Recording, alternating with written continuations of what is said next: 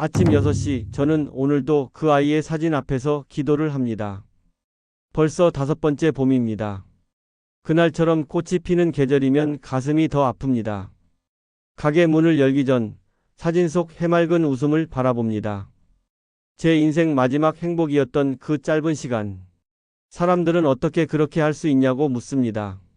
매달 가게 수익의 절반을 보내면서도 왜 원망하지 않느냐고. 하지만 그들은 모릅니다. 자식에 대한 사랑이란 게 어떤 것인지를요. 제 이름은 김성수입니다. 올해 75살, 경기도 파주에서 작은 철물점을 운영하고 있습니다. 사람들은 저를 국제결혼 사기 피해자라고 부릅니다. 하지만 저는 그렇게 생각하지 않습니다. 속았지만 민호라는 아들을 얻었으니 충분합니다. 저는 68살이라는 늦은 나이에 가족을 갖고 싶어 국제결혼을 했습니다. 캄보디아에서 온 소피아는 처음엔 다정했지만 아들 민호를 낳고 갑자기 사라졌습니다. 제가 직접 캄보디아까지 가서 알게 된 진실은 정말 가슴 아팠습니다. 소피아에게는 이미 남편과 아이들이 있었던 것입니다.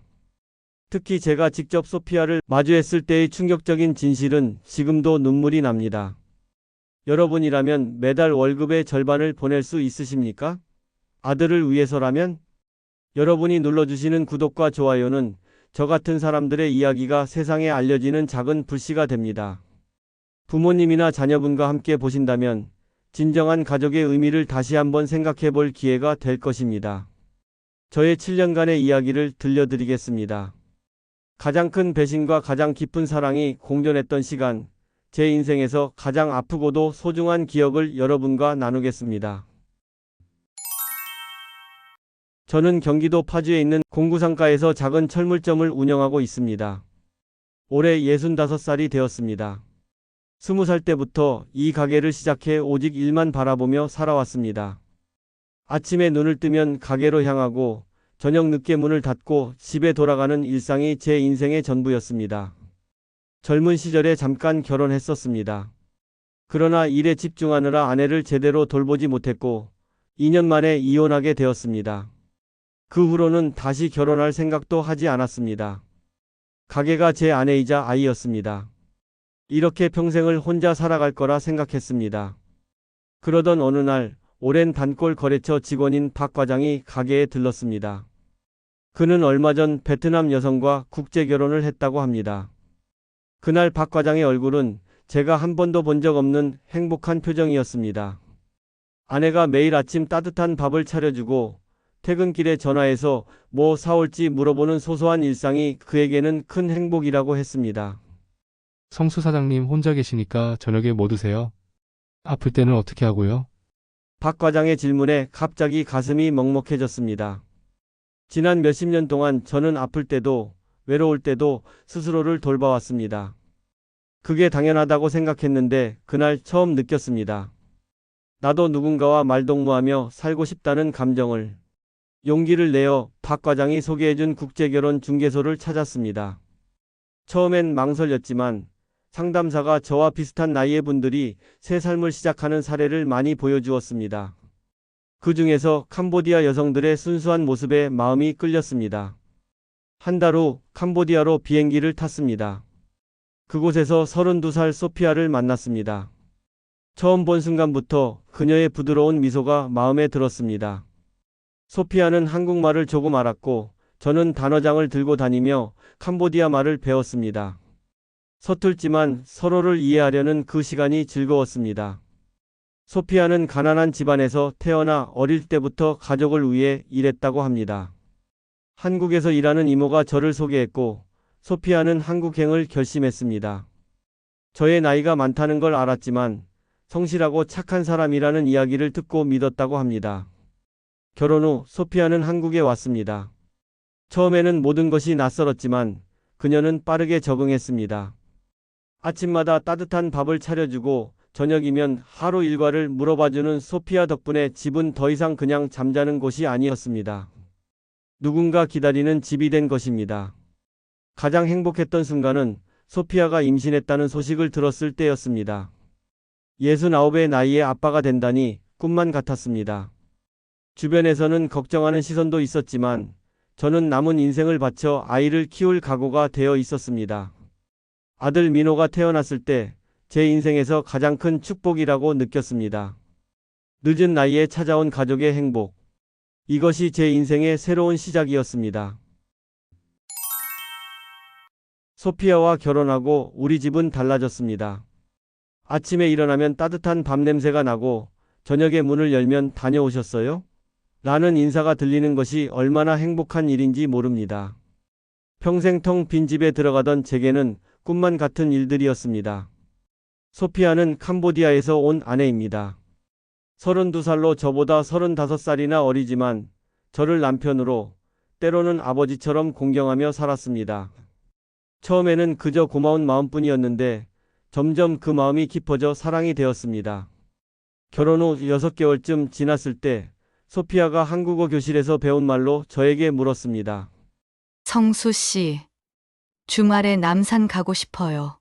그날 우리는 처음으로 손을 잡고 남산을 걸었습니다. 60년이 넘는 세월 동안 누군가와 손을 잡고 걸어본 적이 없었습니다. 소피아의 작은 손이 제 거친 손을 잡았을 때 가슴이 뭉클했습니다. 주말마다 소피아와 시장에 가는 것이 일상이 되었습니다. 소피아는 한국 음식을 배우기 위해 저와 함께 장을 봤고 저는 소피아에게 한국 채소 이름을 가르쳐 주었습니다. 소피아가 한국말로 무 얼마예요? 라고 물을 때마다 뿌듯했습니다. 그녀의 한국어 실력이 늘 때마다 제 가슴은 기쁨으로 가득 찼습니다. 결혼한 지 1년쯤 되었을 때 소피아가 임신했다는 소식을 들었습니다. 그날 밤 잠을 이루지 못했습니다. 69의 나이에 아빠가 된다는 것이 믿기지 않았고 한편으로는 걱정도 되었습니다. 내가 아이를 대학까지 보낼 수 있을까? 이런 생각들이 밤새 머릿속을 맴돌았습니다. 소피아의 임신 기간 동안 저는 매일 아침 소피아 배에 귀를 대고 아기에게 말을 걸었습니다. 아빠가 많이 늙었구나. 미안하다. 하지만 아빠는 너를 정말 사랑한단다.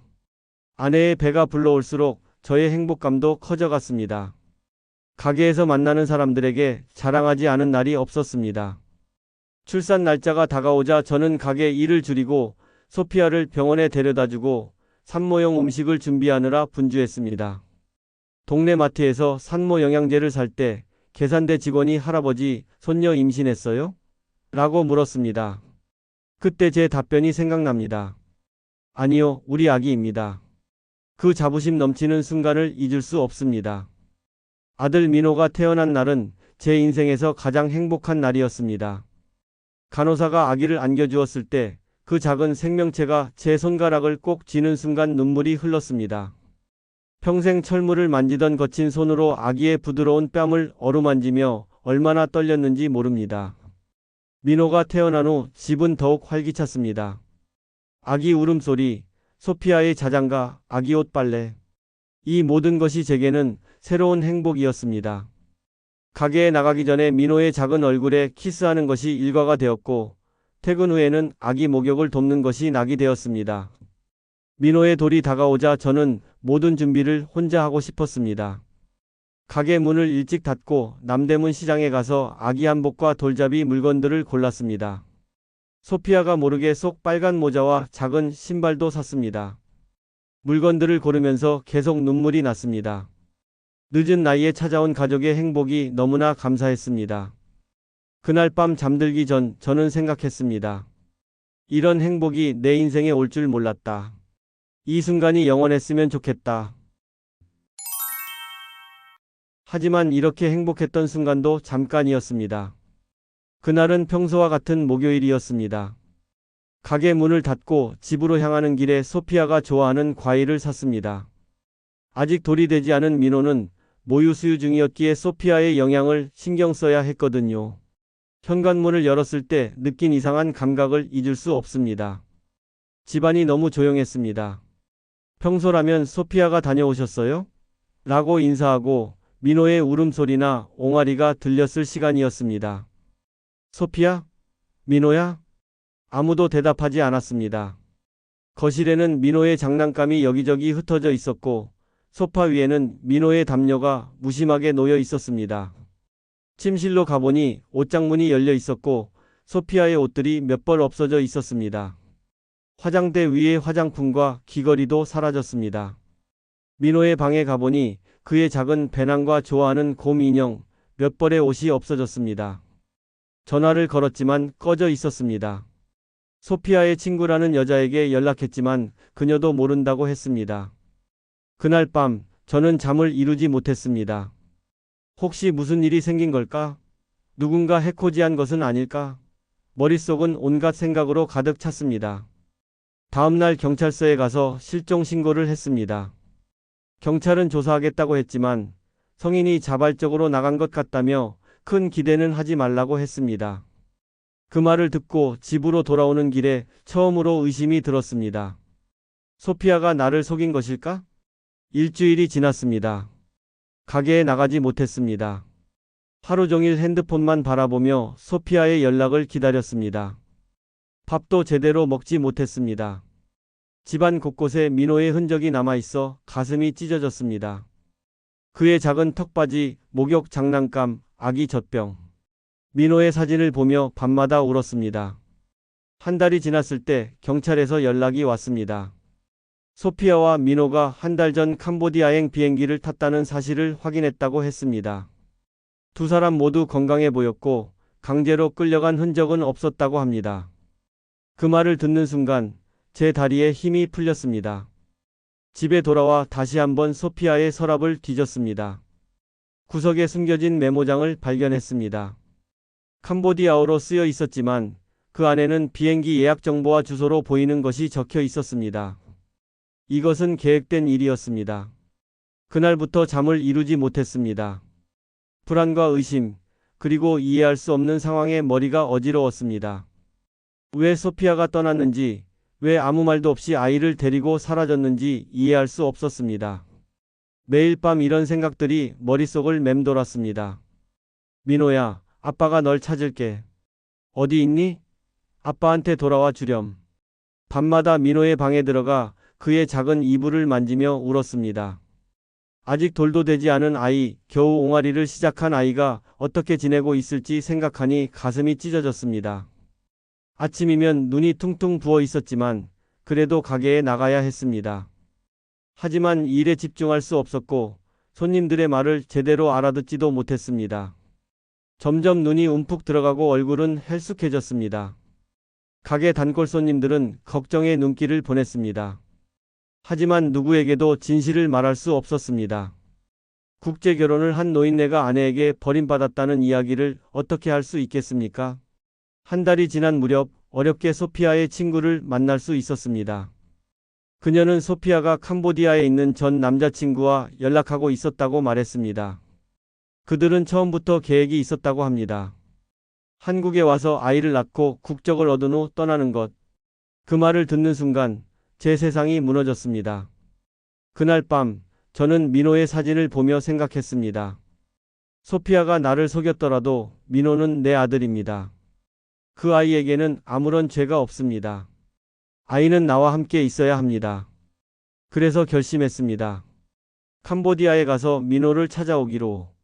소피아의 메모장에 적힌 주소와 전화번호를 단서로 캄보디아에 있는 민호를 찾아 데려올 계획을 세웠습니다. 70년 가까이 누구에게도 피해주지 않고 살았지만 지금은 아들을 위해서라면 무엇이든 할 수 있었습니다. 인천공항에 도착했을 때 제 다리는 후들거렸습니다. 공항 직원이 해외여행 계획이세요? 라고 물었을 때 뭐라고 대답해야 할지 몰랐습니다. 아들을 찾으러 갑니다. 라고 말할 수는 없었으니까요. 비행기 안에서 창밖을 내다보며 생각했습니다. 소피아와 처음 만났던 날, 그녀의 미소가 얼마나 순수해 보였는지, 민호가 태어났을 때 얼마나 행복했는지, 그 모든 것이 거짓이었을까요? 캄보디아 공항에 도착했을 때 더운 공기가 저를 감쌌습니다. 소피아의 메모장에 적힌 주소를 보여주며 택시를 탔습니다. 운전사는 영어로 말을 걸었지만 저는 그저 고개만 끄덕였습니다. 제 가슴은 두근거렸습니다. 민호를 볼 수 있다는 희망 때문이었을까요? 아니면 두려움 때문이었을까요? 택시는 푸놈펜 외곽의 허름한 동네에 저를 내려주었습니다. 주소를 찾아 헤매다 소피아의 사촌동생이라는 여자를 만났습니다. 그녀는 소피아에게 제가 왔다고 전해주겠다고 했습니다. 그리고 다음날 만날 장소를 정해 주었습니다. 그날 밤, 저는 작은 호텔 방에서 밤을 지새웠습니다. 창밖으로 보이는 낯선 도시의 불빛들, 들려오는 이상한 소리들, 모든 것이 제게는 낯설었습니다. 침대에 누워 민호의 사진을 보며 내일 만남을 상상했습니다. 민호야, 내일 만나자. 아빠가 너를 데리고 집에 갈게. 약속 장소는 프놈펜 시내의 한 카페였습니다. 긴장한 마음으로 일찍 도착해 구석 자리에 앉았습니다. 소피아가 민호를 안고 들어오는 모습을 상상하며 문만 바라보았습니다. 1시간이 지나고 소피아가 들어왔습니다. 하지만 민호는 없었습니다. 민호는? 제가 물었습니다. 소피아는 차갑게 대답했습니다. 집에 있어요. 친구가 봐주고 있어요. 소피아는 제가 기억하던 그 여자가 아니었습니다. 한국에서 항상 미소 짓던 그녀의 얼굴엔 냉정함만 가득했습니다. 깔끔하게 화장한 얼굴, 세련된 옷차림. 마치 다른 사람 같았습니다. 왜 갑자기 떠났어요? 무슨 일이 있었던 거예요? 제 목소리가 떨렸습니다. 소피아는 담담하게 말했습니다. 한국에서 살기 싫었어요. 캄보디아가 내 나라예요. 여기서 살고 싶었어요. 그럼 나한테 말이라도 해주지. 왜 아무 말도 없이? 제 목소리가 점점 작아졌습니다. 말해도 이해 못했을 거예요. 성수 씨는 좋은 사람이에요. 하지만 우린 너무 달라요. 민호를 보여달라고 간청했습니다. 하지만 소피아는 단호하게 거절했습니다. 민호는 제 아들이에요. 제가 키울 거예요. 캄보디아에서. 민호는 내 아들이기도 해요. 제 눈에서 눈물이 흘렀습니다. 소피아는 차갑게 말했습니다. 법적으로는 그래요. 하지만 민호는 캄보디아 사람이 될 거예요. 한국으로 함께 돌아가자고 설득했습니다. 무릎까지 꿇었습니다. 하지만 소피아는 단호했습니다. 그냥 돌아가세요. 여기는 제 나라예요. 애는 제가 키울 거예요. 그때 소피아의 휴대폰이 울렸습니다. 캄보디아어로 누군가와 통화하는 동안 소피아의 표정이 부드러워지는 것을 보았습니다. 한국에 있을 때 저를 볼 때 짓던 그 표정이었습니다. 통화를 마친 소피아는 자리에서 일어났습니다. 가봐야 해요. 민호는 잘 지내요. 걱정하지 마세요. 그게 마지막 인사였습니다. 소피아는 다시 돌아보지 않고 카페를 나갔습니다. 저는 그 자리에 한참을 앉아 있었습니다. 주변 사람들의 시선이 느껴졌지만 움직일 수 없었습니다. 제 마음은 산산조각 났습니다. 호텔로 돌아와 창문을 바라보며 생각했습니다. 소피아는 처음부터 저를 사랑하지 않았습니다. 그저 한국에 가기 위한 수단이었을 뿐입니다. 민호를 낳고 국적을 얻은 뒤 떠나는 것, 그것이 계획이었던 겁니다. 다음 날, 소피아가 살고 있다는 동네를 찾아갔습니다. 몇 일을 헤매며 그녀를 찾았지만 소용없었습니다. 민호를 보지 못한 채 한국으로 돌아가야 한다는 사실이 가슴을 찢었습니다. 인천행 비행기 안에서 창밖을 바라보았습니다. 구름 사이로 보이는 땅, 그곳에 내 아들이 있습니다. 내 피와 살을 나눈 아들, 이제는 영영 볼 수 없을지도 모를 아들. 눈물이 멈추지 않았습니다. 옆자리 승객이 걱정스러운 눈빛으로 저를 바라보았지만 저는 아무 말도 할 수 없었습니다. 한국으로 돌아온 뒤 처음 며칠은 멍한 상태로 집에만 있었습니다. 가게도 열지 않았고 전화벨이 울려도 받지 않았습니다. 민호의 방에 앉아 그의 옷과 장난감을 만지며 시간을 보냈습니다. 소피아가 두고 간 물건들을 하나하나 살펴보았지만 그녀에 대해 아는 것이 너무 없다는 사실을 깨달았습니다. 열흘째 되는 날, 소피아가 다니던 한국어 교실의 선생님이 찾아왔습니다. 선생님은 저를 걱정하는 마음에 방문했다고 했습니다. 소피아가 갑자기 사라졌다는 소식을 들었다고요. 선생님, 소피아가 아이를 데리고 캄보디아로 도망갔어요. 제가 직접 가봤는데 아이도 못 봤습니다. 선생님의 표정이 굳어졌습니다. 그리고 망설이다 입을 열었습니다. 김 선생님, 제가 말씀드려야 할 것이 있을 것 같아요. 그날 저는 소피아의 진실을 알게 되었습니다. 소피아는 캄보디아에 이미 남편과 두 아이가 있었습니다. 한국어 교실에서 같이 공부하던 다른 캄보디아 여성들이 알고 있었던 사실이었습니다. 소피아는 한국에서 돈을 벌어 캄보디아의 가족에게 보내려고 국제 결혼을 선택했다고 합니다.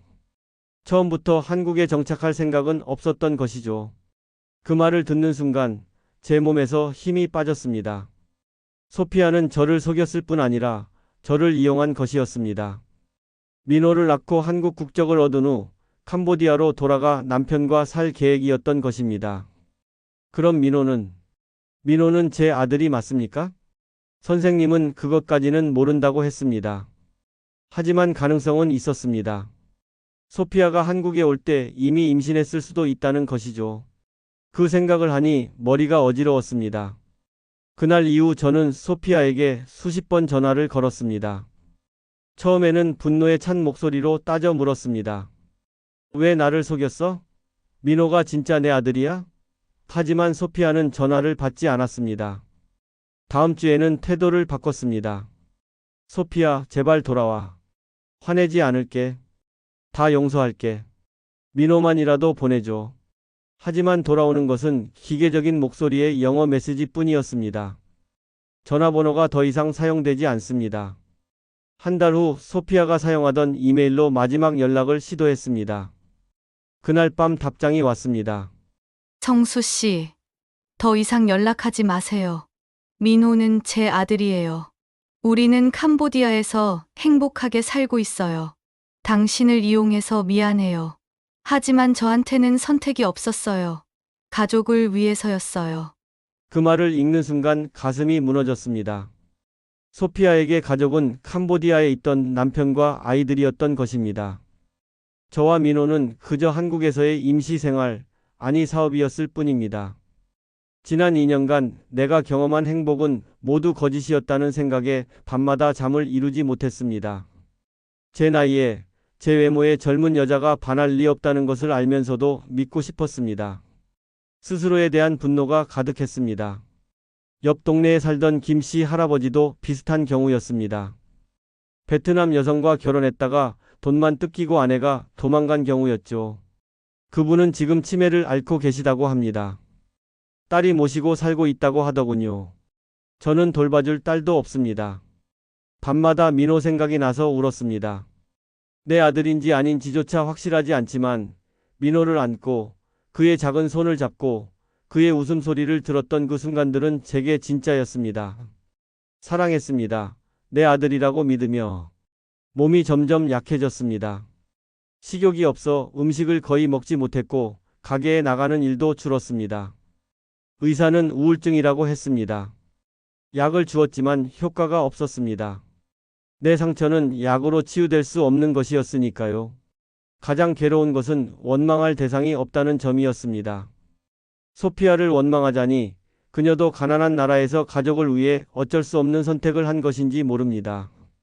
중개업체를 원망하자니 그들도 제대로 된 조사를 하지 않은 제 잘못이기도 합니다. 남은 것은 저 자신에 대한 원망뿐이었습니다. 캄보디아에서 돌아온 지 석 달 후 법원에서 편지가 한 통 왔습니다. 처음 보는 법률 용어들로 가득한 공문서였습니다. 이웃집 박 선생이 읽어주었는데 소피아가 제게 양육비를 청구한 것이었습니다. 매달 135만 원, 제 가게 월 순수익의 절반이 넘는 금액이었습니다. 말도 안 됩니다.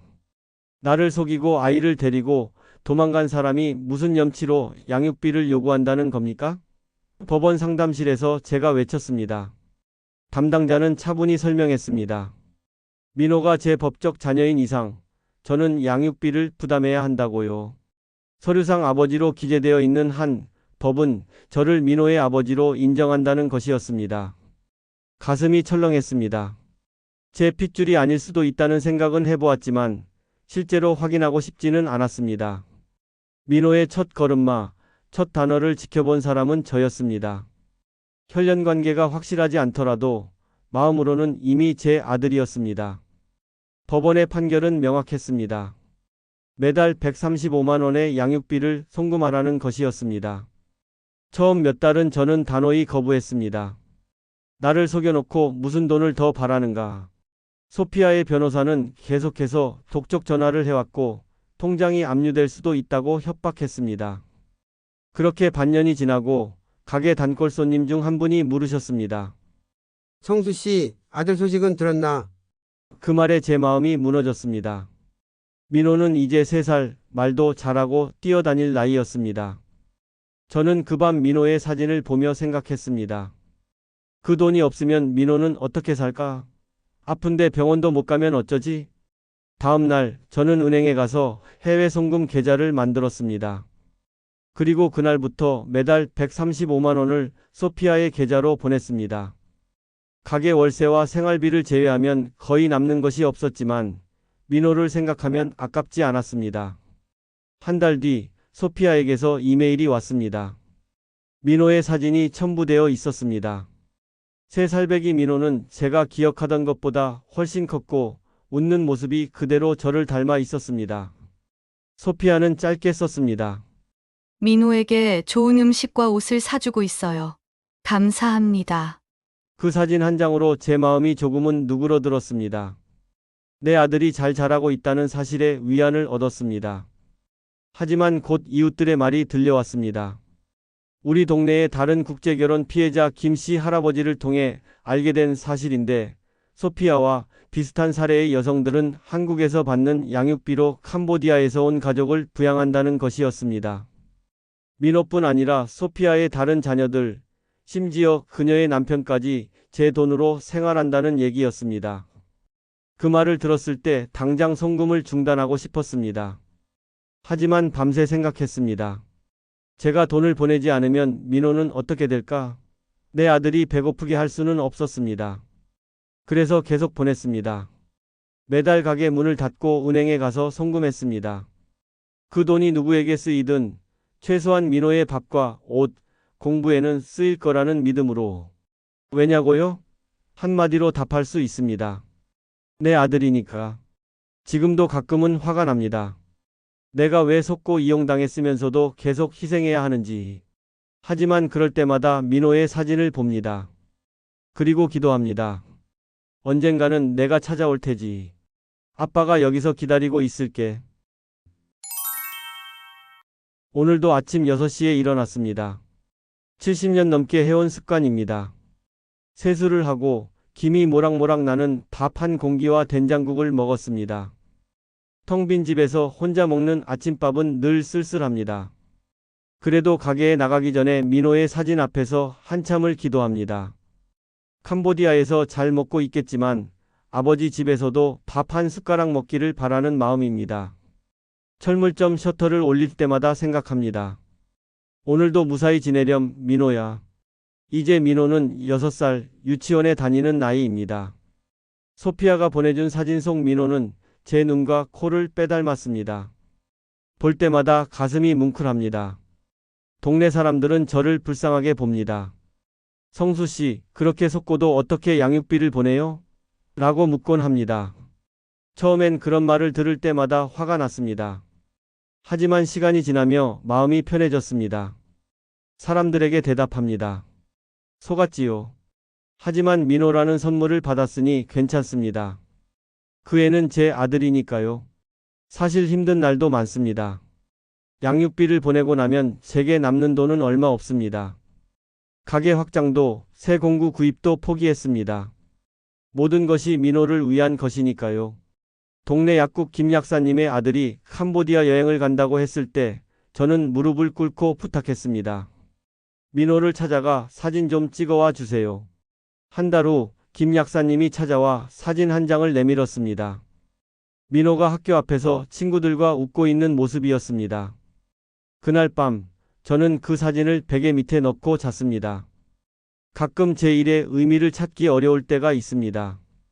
누구를 위해 이렇게 일하고 살아가나 싶을 때 민호 생각을 합니다. 민호가 성인이 되면 저는 88세가 됩니다. 그때 건강하게 만날 수 있을까 걱정도 됩니다. 그래서 매일 아침 공원에서 걷고 술과 담배도 끊었습니다. 가게 정리도 깔끔하게 해놓습니다. 언젠가 민호가 찾아왔을 때 이게 내 아버지가 평생 일한 곳이란다라고 자랑스럽게 말하고 싶어서요. 든든한 아버지의 모습을 이곳에서 보여주고 싶습니다. 저와 비슷한 처지의 박 할아버지는 10년 전 국제 결혼을 했다가 속았습니다. 그분은 화가 나서 모든 것을 포기하셨고 지금은 술에 의지한 채 혼자 지내십니다. 저는 다릅니다. 비록 소피아는 저를 속였지만 민호는 제게 진실된 존재입니다. 그 아이가 저를 모르더라도 저는 그 아이의 아버지입니다. 어제는 민호의 생일이었습니다. 케이크를 사서 혼자 촛불을 불었습니다. 민호야, 생일 축하한다. 아빠가 항상 너를 사랑한단다. 누군가 보면 미쳤다고 할지 모르지만 이렇게라도 아들과 함께하고 싶습니다. 동네 사람들은 이제 그만 잊으세요. 다른 삶을 찾으세요 라고 합니다. 하지만 어떻게 내 아들을 잊을 수 있을까요? 피가 아니라 해도 그 아이는 민호입니다. 내 아들입니다. 매달 양육비를 보내고 소피아에게 민호의 소식을 물어봅니다. 가끔은 답장이 오고 가끔은 사진도 보내줍니다. 그것으로 충분합니다. 민호가 건강하게 자라고 있다는 것, 그것만으로 행복합니다. 그 애가 성인이 되어 진실을 알게 되면 찾아올까? 가끔 이런 생각을 합니다. 기대하진 않습니다. 하지만 혹시라도 그날이 온다면 저는 이 자리에서 기다리고 있을 것입니다. 철물점 문을 열고 하루하루 성실하게 살면서 그날까지 민호의 아버지로서 살아가겠습니다. 이것이 제가 민호에게 줄 수 있는 유일한 선물이니까요. 비록 떨어져 있어도 아버지는 항상 너를 기억하고 있다는 것을. 저의 이야기는 여기까지입니다. 사랑의 믿음은 깨졌지만 아들을 향한 아버지의 마음은 진실입니다. 가끔 사람들이 묻습니다. 성수 씨, 그렇게 속았는데 왜 계속 돈을 보내냐고. 그럴 때마다 저는 이렇게 대답합니다. 부모된 마음은 흙에 묻힐 때까지 변하지 않습니다. 사랑은 주는 것이지 받는 것이 아니니까요. 제가 살면서 깨달은 것이 있습니다. 진정한 사랑은 조건이 없습니다. 아이가 보이지 않아도 만질 수 없어도 그 아이에게 줄 수 있는 것을 주는 게 부모의 도리라고 생각합니다. 오래전 스승님께서 제게 말씀하셨습니다. 인생에서 가장 큰 행복은 무엇인가를 아낌없이 줄 수 있는 마음이다. 저는 그 말씀을 이제야 이해합니다. 민호에게 보내는 양육비는 단순한 돈이 아닙니다. 제 마음입니다. 제 사랑입니다. 세상에는 많은 불행과 배신이 있지만 그 속에서도 피어나는 작은 희망이 있습니다. 저에게는 그것이 민호입니다. 언젠가 민호가 이 이야기를 알게 되면 자신을 사랑했던 낯선 땅에 아버지가 있었다는 것을 기억하길 바랍니다. 여러분의 삶에도 시련이 있으실 겁니다. 하지만 그 시련을 어떻게 바라보느냐에 따라 불행도 행복도 될 수 있습니다.